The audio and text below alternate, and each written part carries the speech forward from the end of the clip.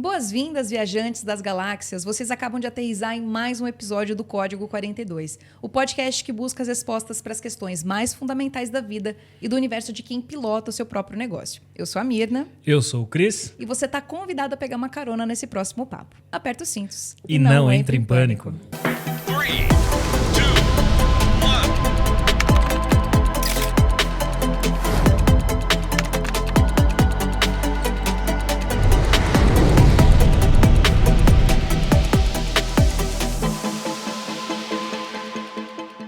Ele é a personificação da frase "a favela venceu". Ele saiu da Rocinha para dominar esse mundão, democratizando algo tão simples para muitos, mas tão necessário para outros.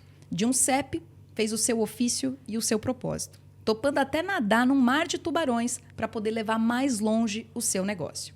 Ele é CEO da Carteiro Amigo, host do podcast Papo de Corre e integrante da comunidade Forbes Black. Pode chegar junto, Pedrinho Júnior. Caraca. Tirou onda, obrigado. Imagina, obrigada a você pela presença.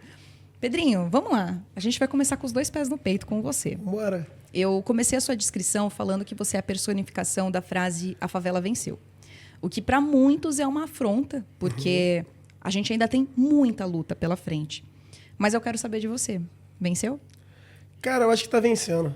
Eu acho que a galera que fala que não gosta muito dessa frase, de certo ponto tá certa, mas no outro lado ela fala, não venceu, ninguém... Não é bem assim também. Eu acho que é algo que está sendo construído, é normal que tenha, de fato, um caminho para se trilhar até, de fato, a favela vencer, mas eu acho que está vencendo. A gente tem aí grandes personalidades e eu não estou me incluindo nisso, porque eu acho que seria muita prepotência da minha parte, mas, cara, a gente vê aí, a Celso Ataíde, que tem a CUFA, que tá, o Brasil inteiro, inclusive grande amigo, tem, sei lá, Eduardo Lira, Gerando Falcões, enfim. Então, tem diversas pessoas que estão fazendo a favela vencer, essa é a real. Eu acho que a favela está vencendo, está começando a vencer.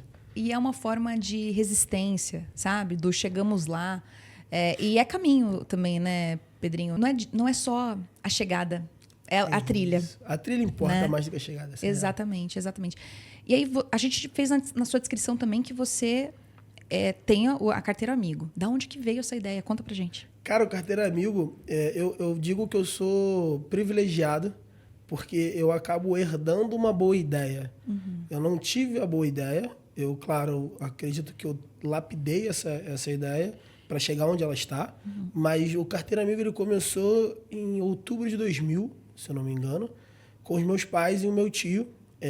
Ambos, todos eles eram moradores da Rocinha e eles estavam fazendo o censo. Então, o IBGE ia lá na porta das pessoas e fazer N perguntas. E aí eles tiveram a brilhante ideia de colocar mais 2 perguntas, porque, afinal, já estou fazendo 20, por que não fazer 22? E aí, a primeira pergunta era, você recebe carta em casa? E naquela época não existia e-commerce, então era só carta. E a segunda pergunta era, beleza, a gente já sabe que você não recebe, mas a gente trazia essa provocação. E aí a segunda era, tá bom, mas você pagaria uma pequena taxa para poder receber essas cartas em casa? E dali, se eu não me engano, 80% de 4 mil e pouquinhas pessoas falou que sim. Aí eles se olharam e falaram, tem negócio aqui, né? Se tem 4.200 pessoas, mais ou menos, falando que pagariam por algo, vamos vender esse algo. E quanto que era na época a taxa? Cara, na época a pessoa não pagava o primeiro mês. Eu acho que no terceiro mês era R$2 ou R$3, algo do tipo. E aí, no caso dos meus pais, eles pensaram no seguinte, cara, quem vai pagar alguma coisa que ainda nem sabe, não está validado por ninguém, não existia essa questão ainda. Então deixaram 2 meses de graça para de fato a galera falar, a gente está recebendo em casa. E rodar o que a gente chamaria hoje de MVP. De MVP, exato. Que não existia assim, talvez existisse, mas não era disseminado. O conceito era o mesmo, mas não estava disseminado. Exato, não era disseminado. Então rodou ali o MVP, aí a galera começou a, de fato, falar, cara, isso faz sentido, isso aqui é bacana. E aí começou a rodar o Carteiro Amigo lá nos primórdios, e aí por isso até o nome Carteiro Amigo, porque eles faziam um trabalho de carteiro, eles eram amigos, e aí Carteiro Amigo. Pedrinho, eu acho que até para quem não conhece o projeto, conta um pouco como funciona o Carteiro Amigo, até para dar o contexto aí para a galera, para entender melhor do projeto. Então, o Carteiro Amigo nada mais é, se a gente for parar e pensar rapidamente de uma forma simples, ele é o porteiro da favela. Então, a pessoa que hoje mora no asfalto, né, ela tem um porteiro, então se ela quiser comprar pela internet, ela vai, se ela não estiver em casa, não tem problema, o porteiro dela vai receber a qualquer hora, até a mais do horário comercial. Só que a galera da Rocinha e de outras comunidades, e a gente está falando aqui de 17 milhões de pessoas hoje, não tem isso. Então não tem um porteiro, não tem um endereço. Então pensa que... Como é que você chama alguém para um churrasco? Você dá o seu endereço para ela. Mas se você não tiver endereço, como é que você faz? Você dá um ponto de referência para a galera se achar lá e chegar.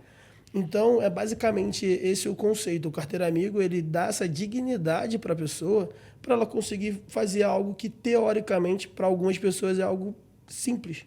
Algo que muitas pessoas, talvez, nem pensaram que isso era uma dor.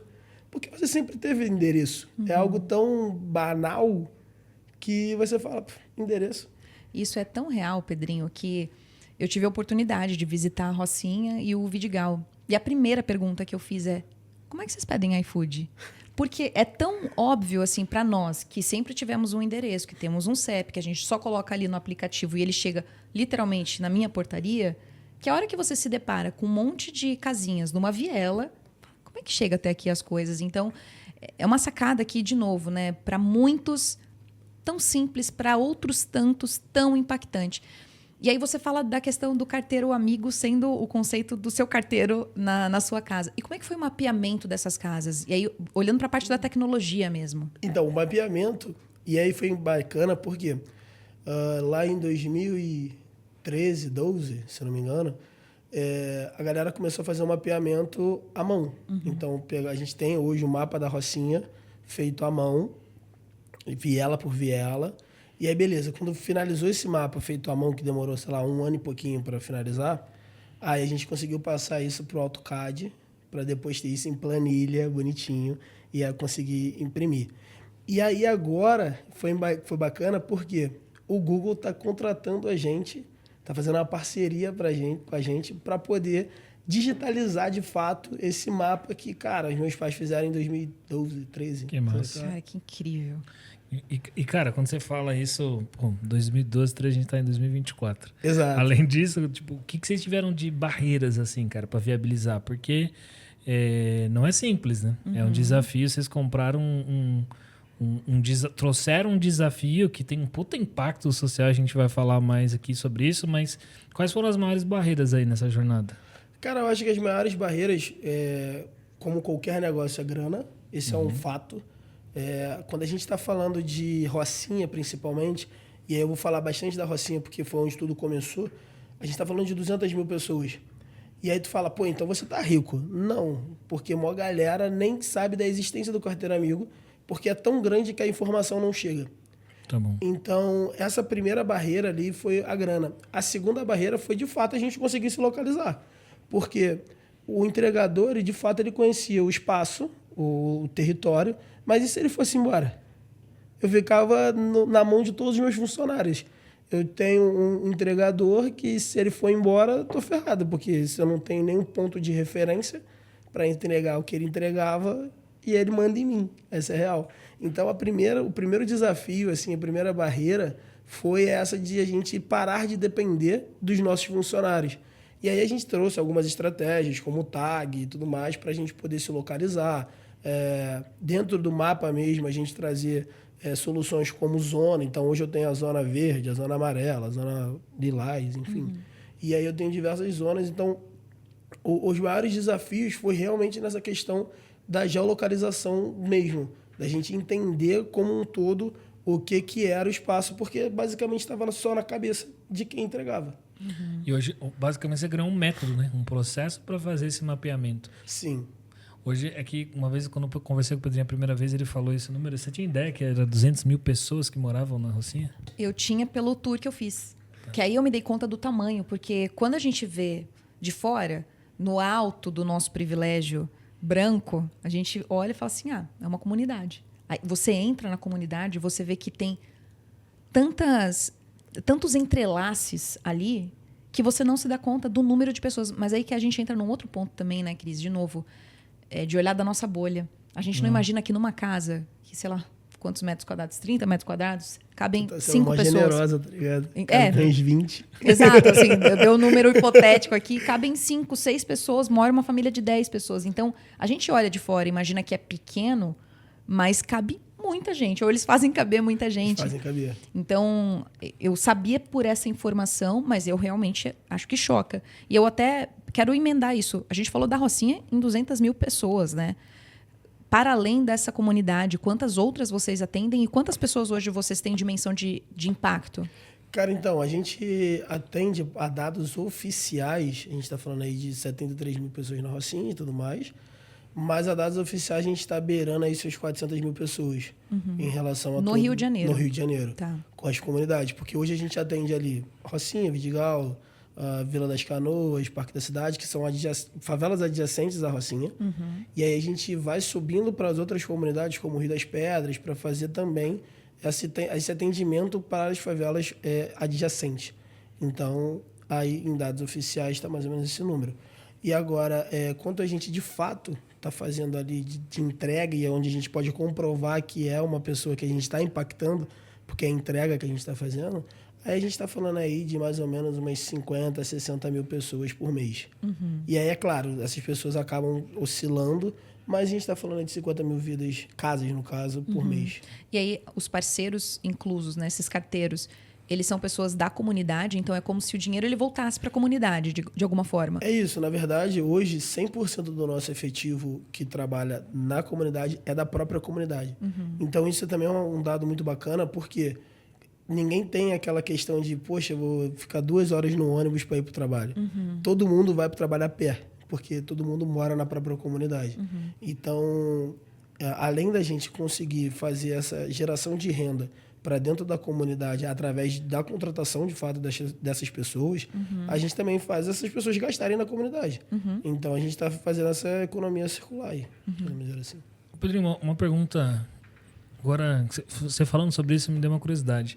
Porque a gente está aqui numa fase de eleições, etc. E 300 mil propostas vêm à mesa, né?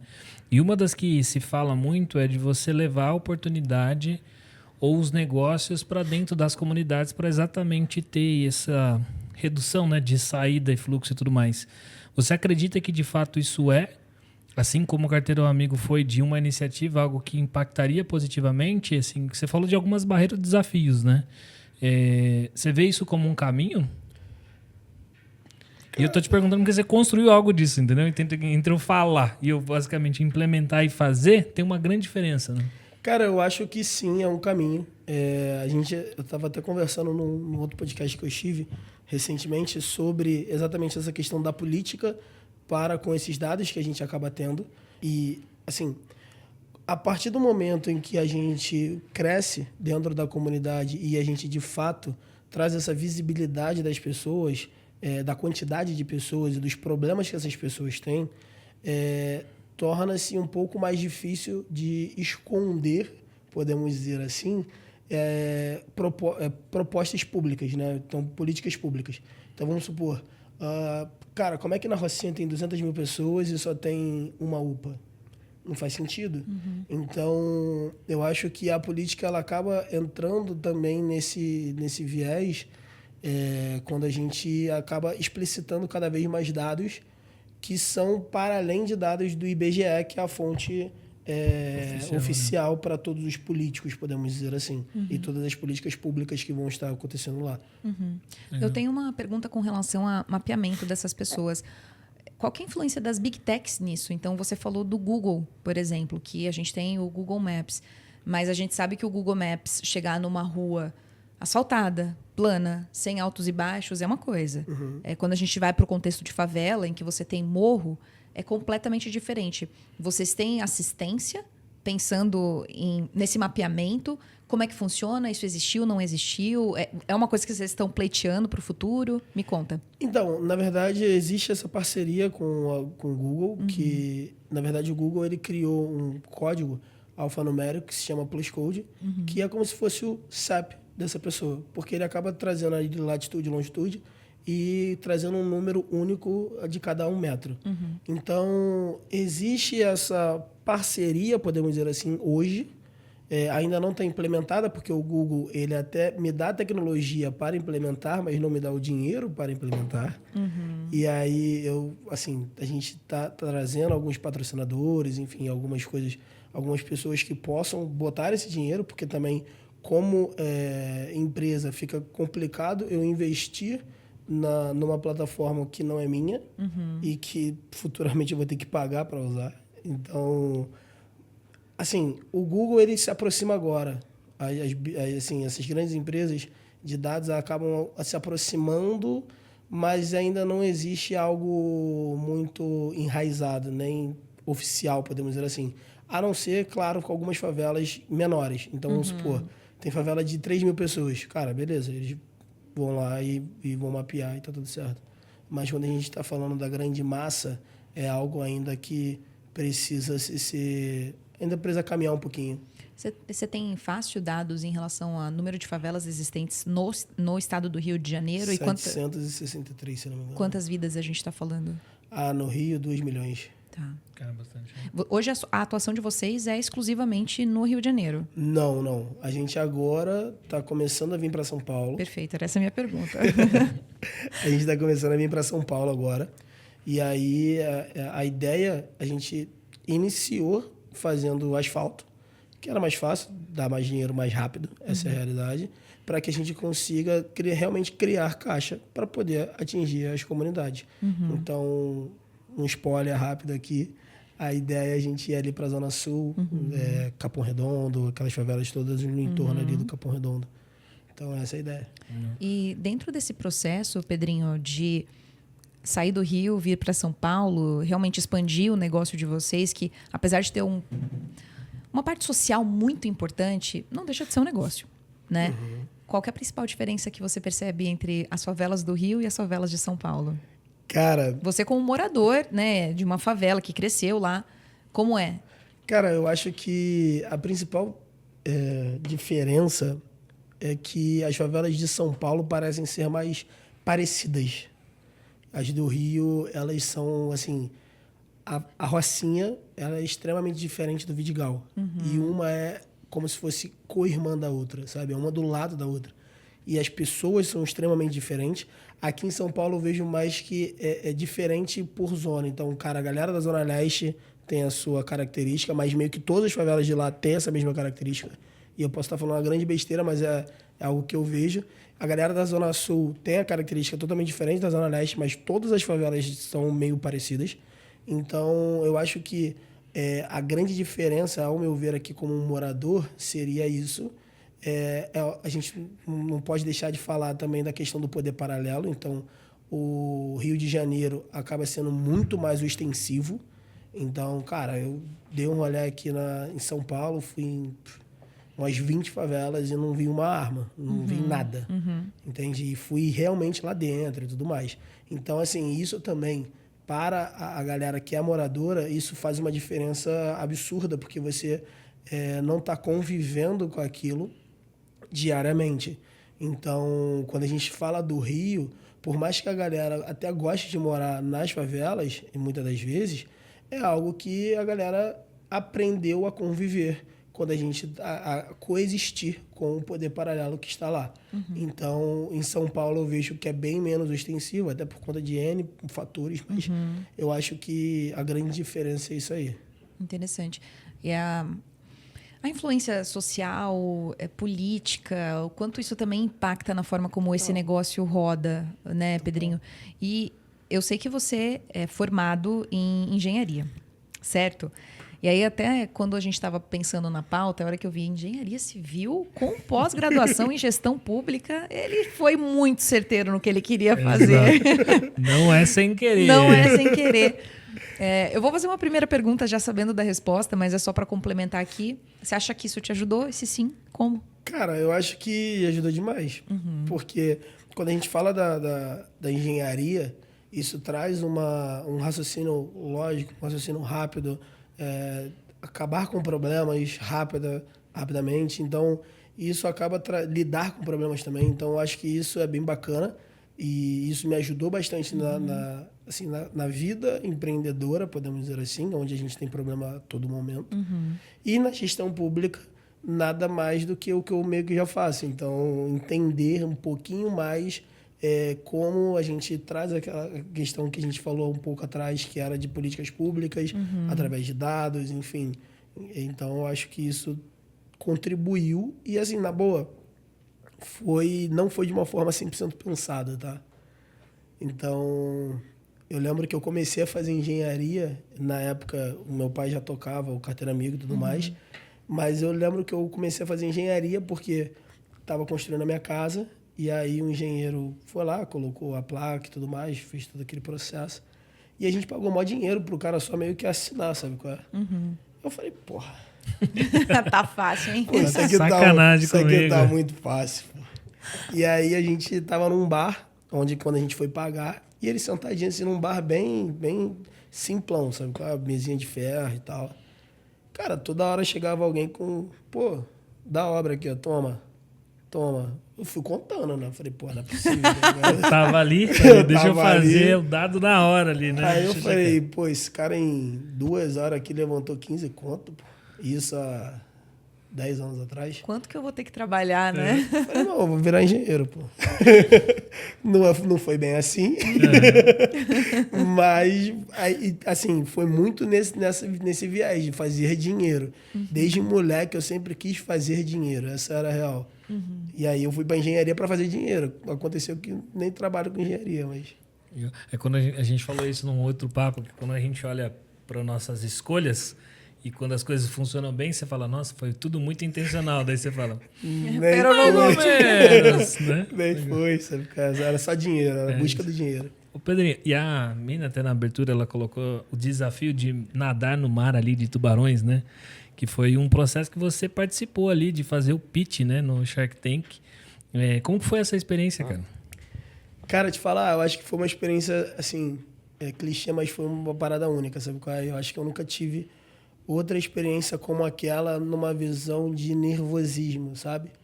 Eu sempre fui um grande fã do programa, então desde sempre eu assistia muito o programa, inclusive o Casimiro reagindo e tudo mais. Então, aquilo ali sempre foi algo muito distante para mim, sabe? E aí, mesmo quando a gente já estava rampando um pouco o Carteiro Amigo, ainda era algo distante. E aí meu sócio, o Thiago, falou, cara, vambora. Eu falei, acho que vai dar ruim, mas escreve aí, vai dar ruim mesmo? Vambora. Aquela aposta, vamos apostar. Vai dar ruim mesmo, então vambora. E aí deu bom. Então, assim, foi bacana porque deu bom. Mas, cara, a experiência de você passar por todo um processo de documentação e tudo mais, de vários pitchings, porque antes de você estar lá com os Sharks, você faz um pitch para a equipe e tudo mais, para ser selecionada. E a mudança também, a gente iniciou o processo com uma estratégia e, através do nosso conselho consultivo, a gente mudou essa estratégia no meio do caminho. Então, era o nervosismo de, cara, eu estou mudando algo que eu já tinha planejado, sei lá, 2 meses, 3 meses. Eu estou mudando aqui nos últimos 15 dias. Então, isso traz o nervosismo. E também traz o nervosismo de eu estar na frente dos Sharks, até porque, literalmente, a gente estava ali em frente de 6 bilionários e eu andando de bike, tá ligado? Elétrico, com medo de cair. Então, assim, juntou todo aquele mix ali para poder fazer um pitch, não poder errar, porque não tem como, opa, ei, desculpa aí, vamos voltar. Então, era fazer aquele pitch, não errar, só tinha 2 minutos, uma porrada de câmeras. E foi isso, foi algo assim, da experiência em si, foi algo absurdo. Você já tinha feito algo antes parecido, não? Foi a primeira vez? Cara, não. Assim, a gente tinha aparecido na televisão algumas vezes, mas assim, Jornal Nacional e tal, mas era algo 100% gravado, então eu podia falar, opa, volta aí. Mas assim, uma experiência com investidores ou um pitch para muitas pessoas e tal, ou para pessoas muito influentes, não, ali foi foi primeiro ali. E arremataram 6, né? Arrematamos 6. Não, porque quem assiste, né, parece que tá tranquilo. Ah, ele tá lá falando, tá de frente, só que você tem uma mega estrutura, né, Não, por trás ali. bizarro. E se você olhar, cara, tem uma parte que aparece o meu batimento cardíaco. Foi acho que 150 e alguma coisa, tá ligado? Parece que eu tava correndo a Traz uma maratona. aguinha com açúcar pro cara, né? O cara vai aquelas coisas. infartar, irmão. Isso é incrível. E eu não posso deixar de citar aqui, a gente já conversou algumas vezes sobre isso, né, Pedrinho? Que eu tenho o privilégio de poder trocar bastante com você. O Djonga, na música dele, O Mundo é Nosso, ele fala a seguinte frase: sou da sua raça, mano, é a nossa vitória. E eu não posso deixar de mencionar que o seu impacto ele foi parar na Forbes Black. Como é que foi isso? Cara, isso foi doideira, porque eu não sabia. Só apareceu pra mim, sabe qual é? O Thiago, novamente, chegou e só falou: aí, brother, Forbes Black. Eu falei, maneiro. Então, assim, aí depois que realmente caiu a ficha da galera, falar: caramba, mano, Forbes, tipo, porra, maneiro. E para quem tá assistindo e que não conhece, é uma comunidade. É, uma né? comunidade, sabe qual é? De uma galera gringa, sabe? Tipo, do Brasil, do mundo inteiro e tal. Eu falei, porra, maneiro isso aqui, sabe qual é? E aí depois de mó tempão que caiu a ficha, assim, mas é algo, eu achei que também realmente foi o objetivo deles, é algo muito bacana, porque é algo muito nichado, sabe qual é? Então, ali é realmente a gente vendo pessoas pretas ascendendo na vida e a gente poder realmente se espelhar. Então, isso foi muito bacana. No primeiro momento foi bacana porque era Forbes, então qualquer coisa que você faça aí, a Forbes fala que é legal, é bacana mesmo. Então, isso foi bacana, mas depois que a gente começa a adentrar um pouco mais na comunidade e olhar, porque é como se fosse, sei lá, um Instagram, podemos dizer assim, com só pessoas muito bem-sucedidas e pretas, e tu fala assim, pô, isso é maneiro, sabe qual é? Então, e essa experiência está sendo maneira. É aquela máxima que até na música, inclusive, eu convido aqui os ouvintes a escutarem, porque vale a pena, não só por ser o Djonga, mas porque é uma música muito boa. Quando um levanta, vai todo mundo, sabe? Exato. Então, assim, quando a gente fala é a nossa vitória, e dar visibilidade para pessoas pretas, seja uma pessoa preta que já está no poder e que está levando outras, ou que chegou lá, é muito importante. Para isso também criar um senso de pertencimento, né, Pedrinho? É isso, cara. Eu acho que muitas das pessoas que hoje estão numa situação de vulnerabilidade ou qualquer coisa do tipo, elas acabam não tendo um espelho, sabe? Então, elas não... A perspectiva delas, talvez, são outras pessoas que também, infelizmente, não conquistaram nada. Então, ela acaba criando aquilo na cabeça dela de, cara, já não vou ser ninguém. Então, eu acho que é extremamente fundamental quando a gente realmente traz ali a galera preta, a galera da favela, realmente acende essa galera para que a gente possa ser, de fato, um espelho, né? Acho que... Você cria referência, né? Exato, você cria referência. E aí, falando de outra música também, A Rua é Nós, pô. É isso. Emicida, não tem jeito. Então, é um cara que também, pô, levanta bastante a bandeira e tal, enfim. Eu preciso dar um passo para trás antes da gente avançar, que você falou que a criação da empresa, né, Carteiro Amigo, ela veio com seus pais lá em 2000 por uma sacada de, opa, a gente tem uma falha aqui no sistema, e como é que a gente pode resolver tudo isso? O Cris, ele tem bastante experiência investindo em outros empreendedores, e aí eu vou jogar essa bola para você, Cris. Se você tivesse escutado de alguém nos anos 2000, supondo que você já estivesse empreendendo, tá? Investindo, como é que teria sido para você escutar tudo isso em primeira mão? Tipo, olha, a gente quer ter um projeto que vai colocar um CEP para as pessoas para a gente poder entregar aí umas cartas. Teria sido loucura para você? Porque olhando hoje, 24 anos, 25 anos depois, é uma coisa que é óbvia. Mas aquela máxima do óbvio ser dito, ser escrito, ser repetido, eu acho que nunca fez tanto sentido pensando no conceito do negócio. Sim. Aqui, assim, falando por perfil... Ó, puxei o R agora, hein? Perfil. Hoje eu olho para oportunidades e negócios de uma cabeça de investidor anjo que não tá óbvio para todo mundo. Que é um cenário de risco muito incipiente. Então, talvez se eu estivesse lá atrás e ouvisse isso, pela minha característica, eu ia falar, interessante. Porque ninguém tá querendo fazer.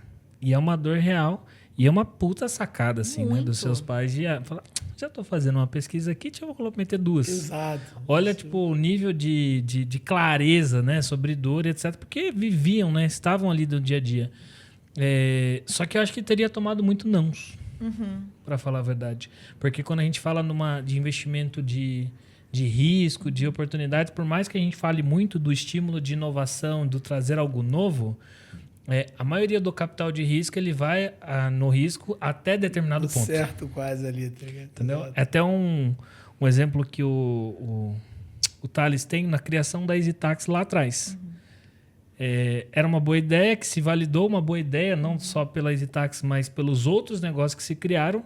Mas a primeira percepção da galera era, cara, mas ninguém está fazendo isso no mundo. Será que isso é uma boa ideia? E aí, por isso que eu vejo que muitas vezes quando você fala de risco, ele talvez é pautado num risco controlado.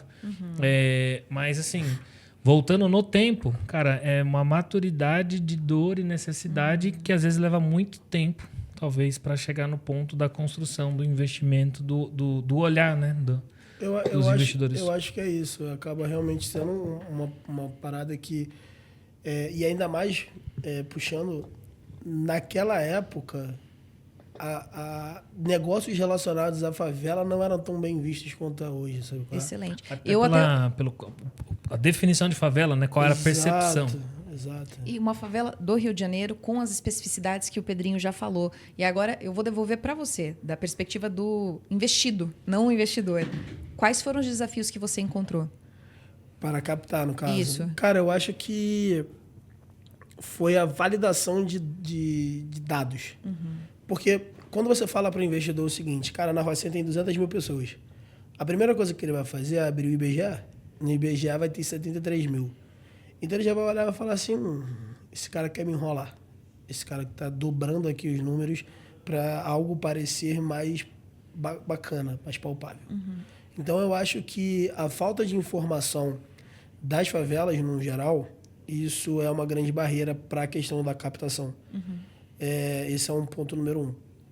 O ponto número 2 é a validação do negócio. Então, cara, tudo bem.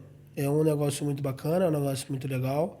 Mas, porra, na Rocinha tem, como você falou, 200 mil pessoas. Como é que você só tem 10 mil assinantes?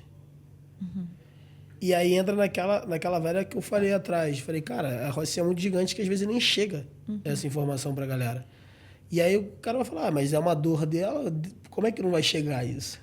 Entende? Porque eu acho que mesclar a falta de dados com algumas informações que parecem ser duvidosas, quando você traz os números reais, isso acaba trazendo uma grande insegurança para o investidor. E aí o ponteiro do risco sobe. E aí o cara vai falar, opa, subiu aqui o ponteiro. Porque pensa, quando a gente fala de investimento, no primeiro momento você vai ter aproximação e ele vai falar, pô, a ideia, o contexto e para onde eu vou. E aí o que o Pedrinho falou é muito isso. Qual o tamanho do seu mercado? É isso aí. E na hora que você vai validar as informações, você parte do processo. Na prática, não é que toda aquela população ela necessariamente vai ser o cliente do produto ou do serviço. Ok, com qual estratégia você chega, então, na população como um todo? E se é dor, por que esse cara não é seu cliente? Daí ele entra no negócio. Qual é a jornada de conscientização e compra do usuário do aplicativo? Cara, então, imagina o desafio, porque você trabalha com dados que eles não podem ser validados oficialmente. Exato. Mas para mim tá super claro que talvez o dado que você tem, ele é o real. Provavelmente. Exato. Né? Na probabilidade. Exato. E dentro dessa estrutura, quais são os próximos passos, cara? Cara, os próximos passos é fazer esse crescimento até dentro das comunidades que a gente já está atuando. Então, fazer essa comunicação chegar nas pessoas que ainda não chegou. Então, cara, a gente pensa aí, 200 mil pessoas, a gente já está há 25 anos. Acho que está na hora de todo mundo saber da gente, né? Então, realmente fazer esse crescimento dentro dessas comunidades. E aí eu estou dizendo no 2024/25 inteiro ali. 26 a gente já está bem estruturado aqui em São Paulo. Então, com as favelas aqui de São Paulo. E basicamente, os próximos planos eles vão ser baseados em expansão no geral, mas também na questão da tecnologia para esses clientes, né? Então, assim, a gente começou a perceber que a entrega é uma dor, ok? E a gente já está resolvendo essa dor. Só que existem diversas outras dores que o morador da comunidade possui e que a gente também pode fazer esse pool de serviços, né? Então, a ideia é que a gente comece a aumentar, e isso aí já está até bem brifado, mas é criação de app para o morador, onde o morador ele consiga ter acesso a descontos e tudo mais. A gente tem uma parada que vai ser um belo de um spoiler, mas o Compra Juntos, né, que a gente está trazendo aqui agora, deve vir aí no meio do ano que vem, mas como é que funciona o Compra Juntos? Cara, uma camisa do Flamengo custa R$400. Só que se eu comprar 1.000, vai custar 100. Tá bom, mas e essas 1.000 pessoas, elas vão se juntar para fazer, precisam se conhecer? Não, compra na plataforma. Sim. Todos eles clientes do Carteira Amigo. Então, eu acho que a gente agora está olhando um pouquinho para além da entrega, mas para coisas que vão gerar entrega. Então, eu vou chegar para o Flamengo e vou falar, olha, beleza, eu estou comprando aqui 1.000 camisas, mas e aí, quem vai entregar? Obviamente sou eu, porque eu preciso de endereço. Interessante. Entendeu? Então, a gente agora está começando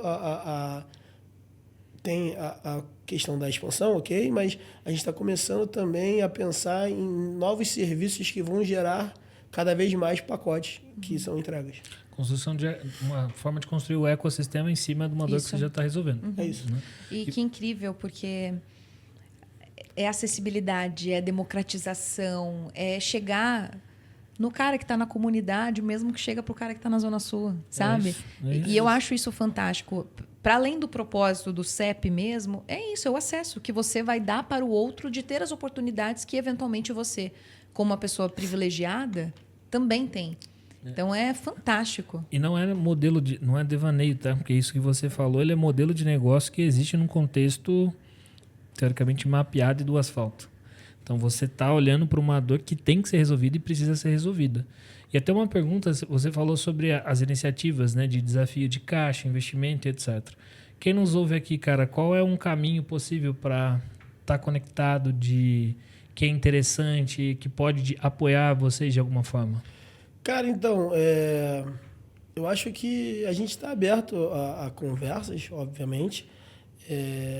Infelizmente, a gente não está aberto ainda a investimentos. Você bem sabe, a gente foi para o Shark. Então, eu acho que muito tempo que eu não iria falar isso, mas dinheiro hoje ainda não é o problema.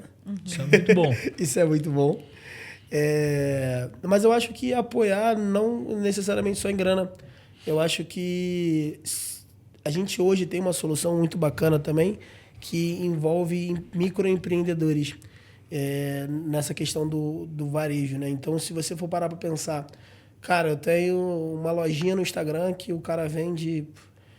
o cara faz tudo, essa pessoa faz tudo, e ela envia uma vez só na semana, porque ela está fazendo tudo, então ela tem que tirar um dia só para enviar. E hoje a gente já consegue fazer o envio dessa pessoa com um preço muito mais acessível, através da nossa malha para o Brasil inteiro, através de algumas parcerias com o Jadlog e tudo mais. Mas, então eu acho que assim, como é que eu consigo contribuir com o Carteira Amigo? Eu acho que o network ele é o fundamental, o network vale mais do que dinheiro. Então, se você conhece um pequeno empreendedor, fala da nossa plataforma. Se você conhece um grande varejista, também fala da gente para a gente entregar esse cara. Porque é bacana, porque assim, a galera, ela para e pensa assim, beleza, o Carteira Amigo, ele entrega em favelas. Mas a gente não entrega só em favelas. A favela é o nosso carro-chefe, a favela é o nosso, como eu posso dizer, a nossa zona de conforto. O que já é, por si só, um grande diferencial. Porque quando a gente está tratando com outras transportadoras, é a famosa área de risco. Então, se a gente hoje, a nossa área de conforto ali, a nossa zona de conforto, ela é na favela, onde, assim, teoricamente, é mais difícil, cara, no asfalto, pode me dar encomenda à vontade que a gente vai fazer uma entrega, provavelmente, melhor do que as demais transportadores.